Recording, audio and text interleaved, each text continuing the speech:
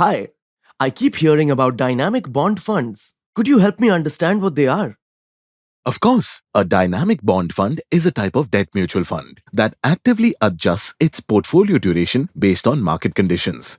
Dynamic bond fund have the ability to transit between various types of bonds, maturities and credit qualities in line with market dynamics and interest rate movements.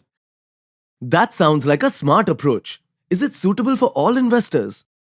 It depends on your investment goals and risk tolerance, since they adapt their portfolio's duration based on the fund manager's outlook on interest rates. These adjustments can lead to profiles with extended durations, resulting in variable short-term performance. It's always good to assess your risk appetite and consult a financial advisor before investing.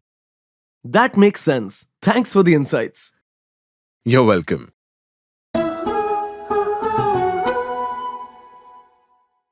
Mutual fund investments are subject to market risks. Read all scheme-related documents carefully.